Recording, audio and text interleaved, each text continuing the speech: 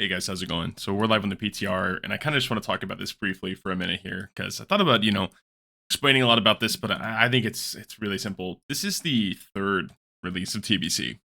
TBC content for the most part is really unchanged in terms of leveling. If you've played Wrath, if you've played Kata, you have gone through those zones. I know that I've gone through those zones a million times from playing retail and from playing TBC this last go around. They're really unchanged. It's a really bad argument. If you told me that in vanilla, you'd be a little anti-boosting in 2019, I'd agree with you. I'd be like, yeah, I didn't want to spam dungeons in 2019. I thought that it would cheat me of the experience.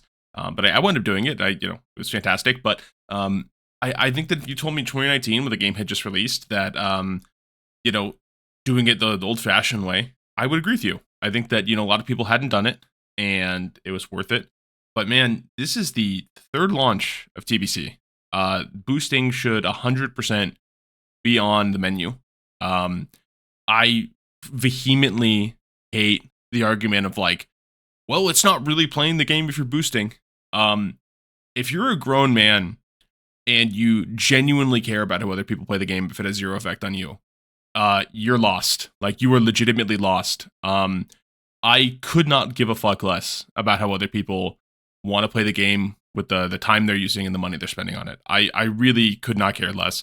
If people want to boost to play the game that way, sure.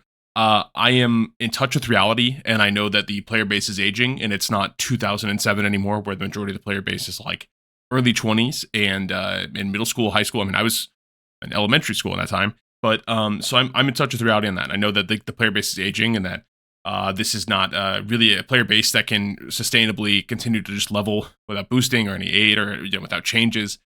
So really bad argument. Boost should be on the menu, just no question. I don't understand this from a business standpoint from Blizzard. They're losing out a lot of money doing this. And if this isn't the game, you gotta have mage boosting in the game. There's literally no good argument for it. The people who are like it, you're not playing the game, bad argument. The people who are like, well, you won't learn your class, bad argument, dude. Like leveling really doesn't teach you what you're gonna do at end game, and it's post nerf anyway. Like who gives a shit?